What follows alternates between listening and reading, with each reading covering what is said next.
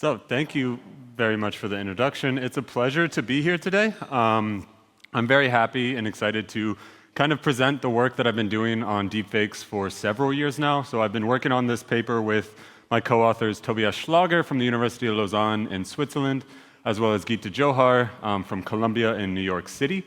And what we look at is the impact of deepfake videos on reputations, and then ways to kind of effectively respond to such video content. Now, typically when I give this talk, I kind of go into the technical side of things and show how it's done, the history behind it from the early days until now. But with the nature of the summit, I'm sure a lot of people in this room, if not everybody, knows what deepfakes are.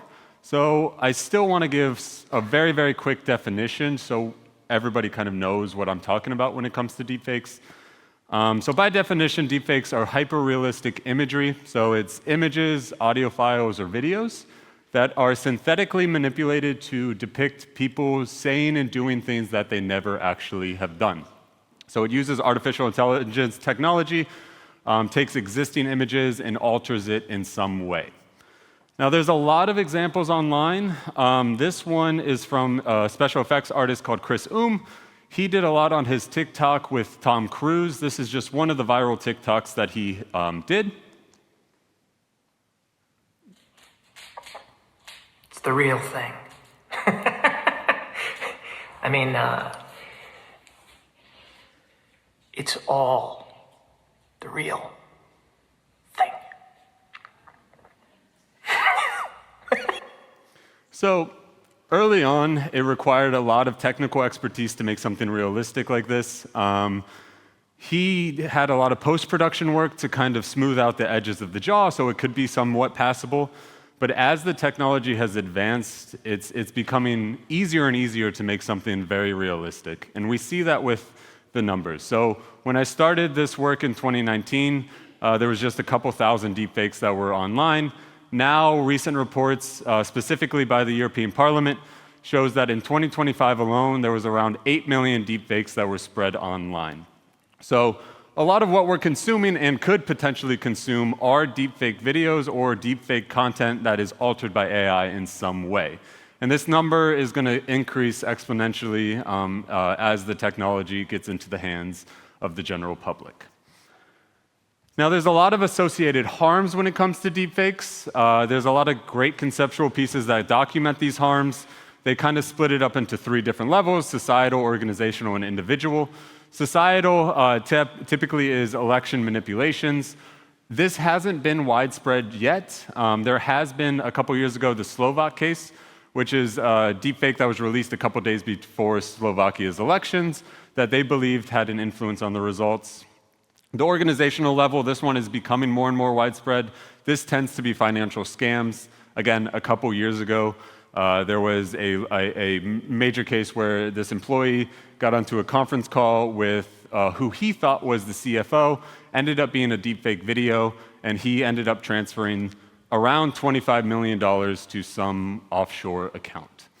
And then there's the individual level, which is what we primarily look at, specifically with reputational damage. So we want to see how other people view you when exposed to a deepfake and ways we can actually limit that harm. Why we chose the individual level is because that's where deepfakes are being produced at mass. So there's a lot of different statistics on this. There was a study that was done in 2023 that showed around 98% of deepfakes are of deepfake pornography or non-consensual sexualized content. And then 99% of those deepfakes specifically target women. So politicians, musicians, actresses. As long as there's existing images, anybody can take those images to make these females do and say whatever they want to say. So there's a disproportionality when it comes to deepfake content. And we see this with recent examples. So this year, Grok, in January, I believe it was, created and released around 3 million deepfakes of non-consensual sexualized content of women and children within a matter of just several days. So the speed and the scale at which these are being produced and released is very alarming. And that's why we want to look at ways to effectively intervene when it comes to this type of content. So that kind of brings me into the literature. I'm not going to go over too much of the literature just because I want to talk more about the results, but there is work being done on deepfakes in the experimental context, so I'm also an experimental researcher. So we do know the impact of deepfakes on the individual level. And we also know that there's a lot of great work being done in terms of interventions and pre-bunking. So Sandra does a fantastic job at this with inoculation theory. There's transparency warning labels, media literacy programs. We believe, however, and what we kind of echo from Stephen, is that these transparency warning labels aren't fully effective when it comes to deepfake technology. So this is the approach that's being done within legislation. So the European Union's AI Act, Article 50, requires a transparency requirement with AI-generated content.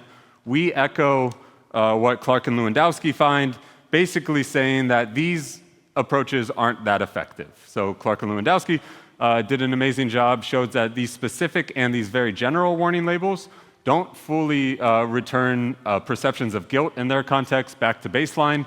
We do it within reputations, as well as add some unique aspects to our experiments. So that's kind of study 1 and 2 for us. I'm going to talk about that a little bit. But we do find some promising results within our study 3. And that's what we kind of argue for in terms of practical implication, and that's self-generated validity. So specifically, we look at the role in which suspicion plays. So we do know that suspicion reduces the impact of misinformation. We know that you're in a state of suspended judgment where you look for alternative explanations. And then we do know that inducing suspicion generates this sense of vigilance against manipulations. So you're more likely to critically think and critically analyze the events or the content that you consume. So that we look at that in study 3. In study 4, I do not have the results for you guys today because we're currently collecting that data as we speak, so I'll probably go back to the hotel to analyze it later.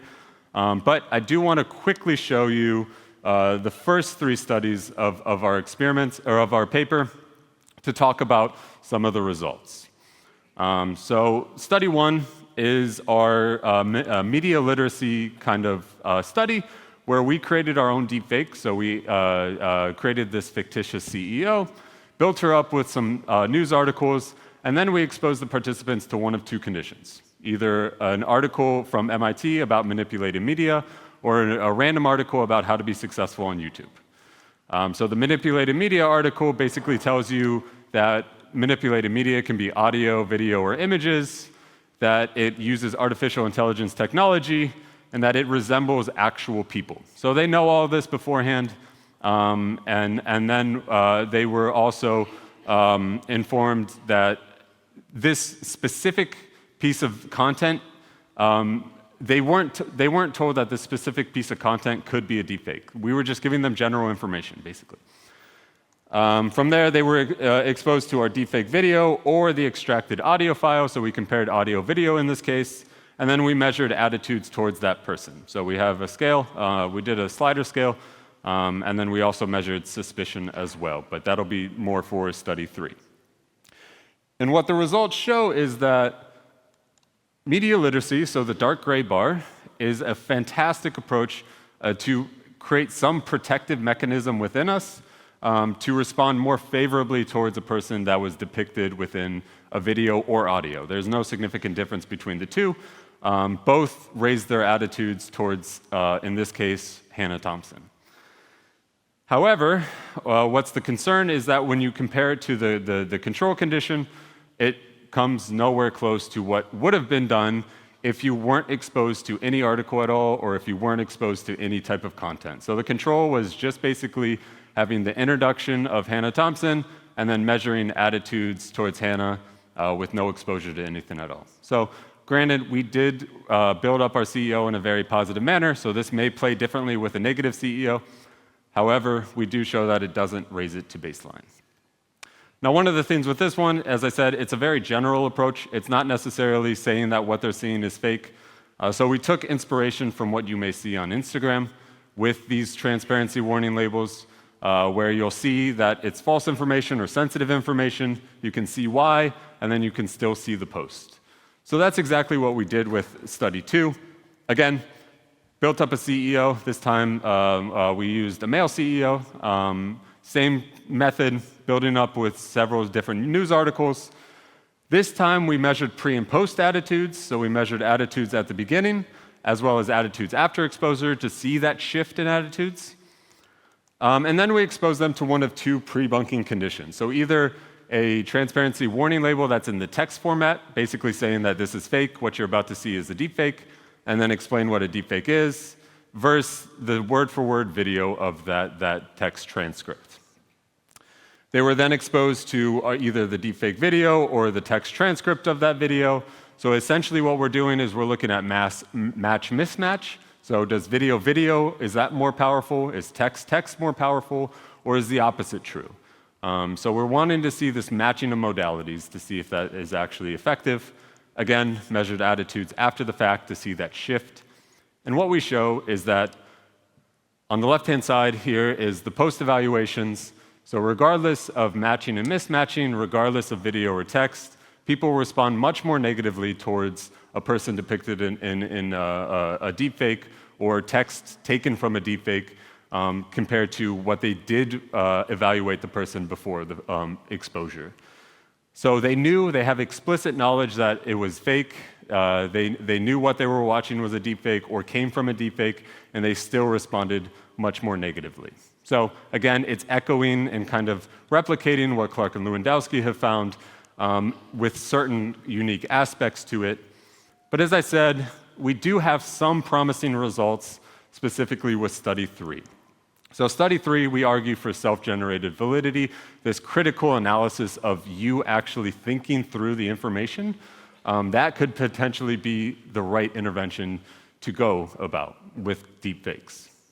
So study 3, we didn't use our own deepfakes. We found deepfakes that were online. So we initially started with, again, attitudes towards the CEO in a similar manner. And then we exposed them to either a deepfake video of Mark Zuckerberg taken online from a UK-based artist called Bill Posters. He did a lot early on with deepfakes. We took this from his Instagram and then, again, compared the audio of that and then measured attitudes after the fact as well, so pre and post attitudes. Here we included the same measure of suspicion that we did in study 1 on an 8-item scale. And to see the role of suspicion, what we did was we manipulated the order in which it was shown. So we either exposed it right before evaluating the CEO or right after. So essentially what we're trying to do is what happens if we get people to think about their suspicion levels and critically analyze their suspicion levels and then evaluate the person depicted in the deepfake.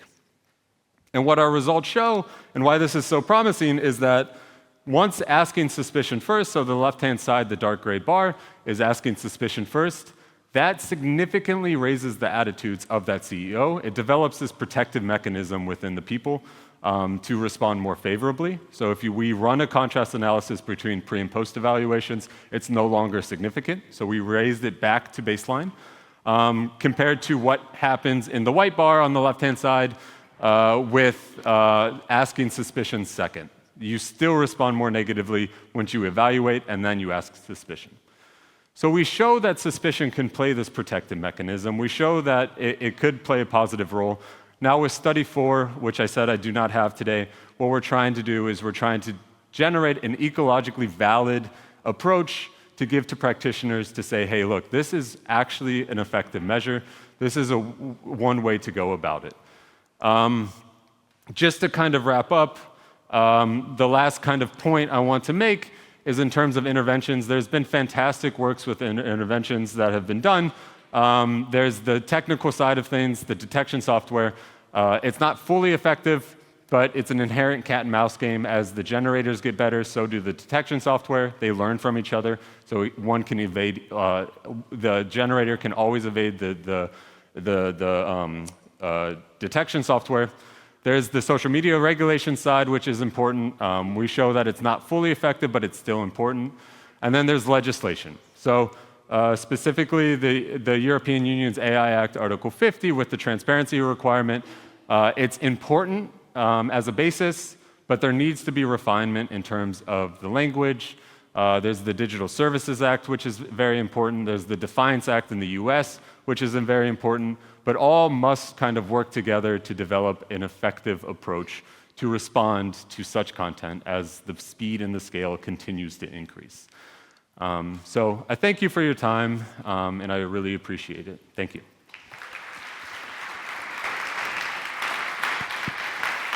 All right, thanks for that wonderful talk. Actually, so it happens we just submitted a paper on inoculation against deepfakes. Would love to get your thoughts on that. Talk more offline. Yep. But yeah, we got some time for questions. All right, let's start over here in the red sweater. Thank you. Hello, my name is Sara Ajal Yaqeen. I'm from Syria. I'm a journalist, and I'm just wondering a bit about suspicion taken a bit to an extreme, which we've seen happening when we try to introduce media literacy as an element of our work. We sometimes get an exaggerated reaction from certain segments of the population, which is, okay, so if this can be a deep fake, so can be the work that you do, which is not. So how do you deal with this in your field? And thank you.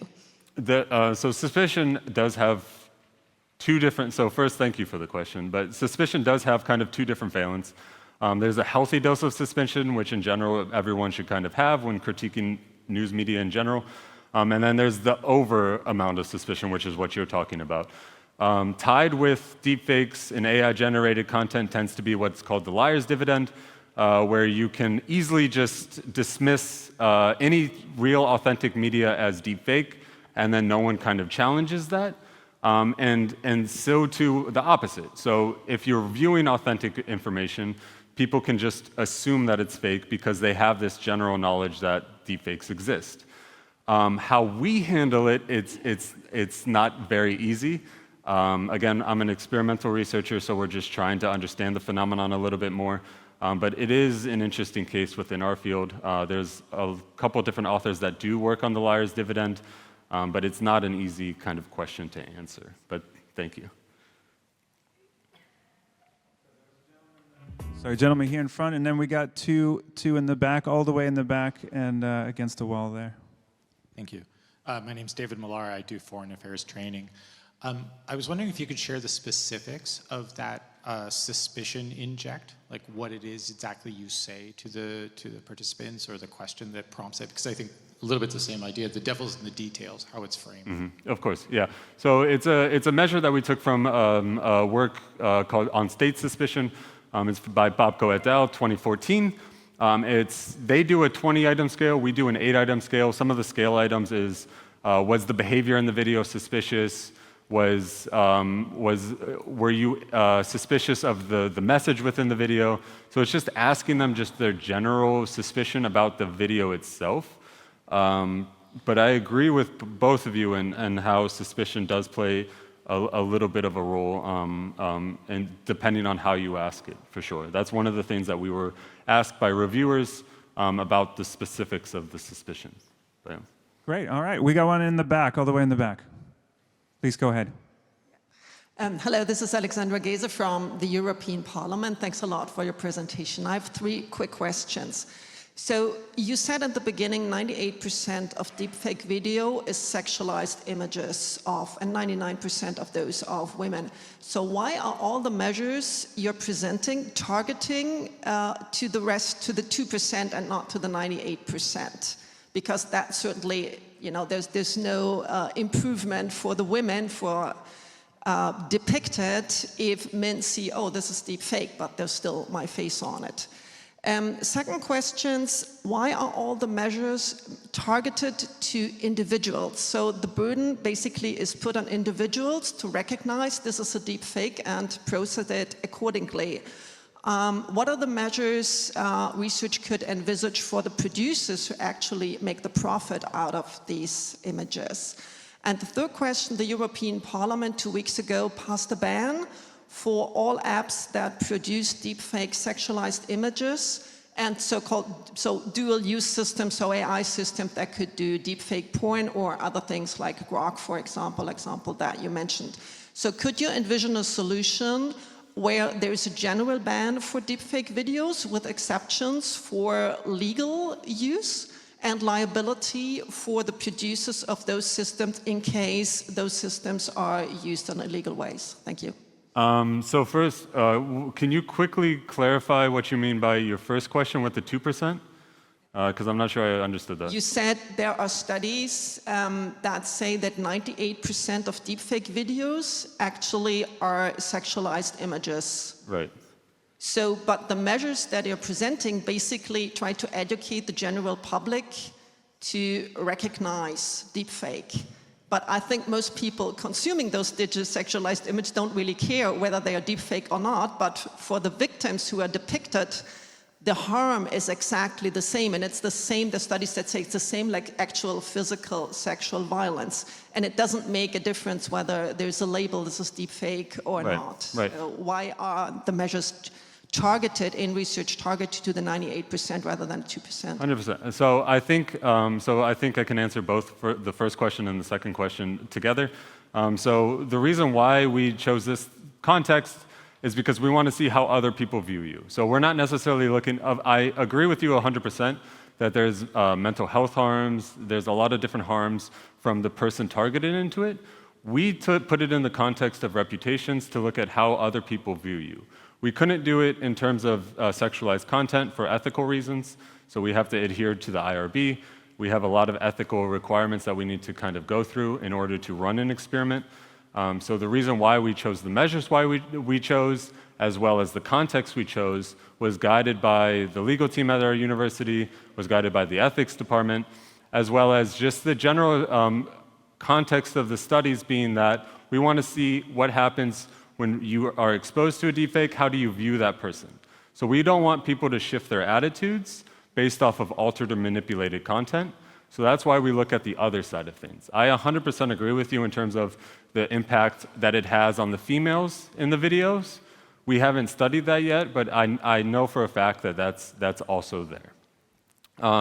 In terms of the third question with the bans, you mentioned, what was the question specifically? I am so sorry. Yeah.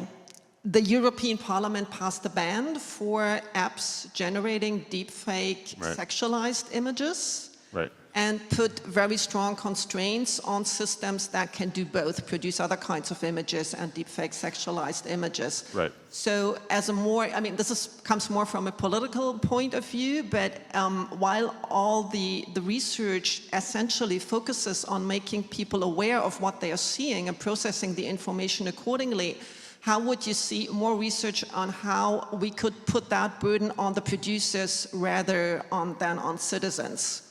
So could there be a ban, for example, a generalized ban on deepfake videos, unless you can demonstrate that's a legal application and you're not harming anyone? And if that doesn't happen, the platform or the producer is liable rather than the citizen? So I think in general it's very difficult to actually implement within the online context. So the AI Act, the transparency requirement, has certain loopholes in it where they said for entertainment purposes, for satirical purposes, it all has these kind of definitions where then it leaves open the window for a lot of different arguments in that regard. General bans, I cannot speak for. I'm not a political researcher, so I can't really say that. I do know that it's very, very hard to hold people accountable when it comes to just online content in general. So trying to find the producer of a deepfake is not always possible, the source behind the deepfake. If you're talking about the algorithm, to hold them accountable, I agree with that. But actually trying to find the people who create the deepfake is not always possible. So it's very, very difficult to actually hold people accountable when it comes to this type of content. And All right. I hope that answers your questions.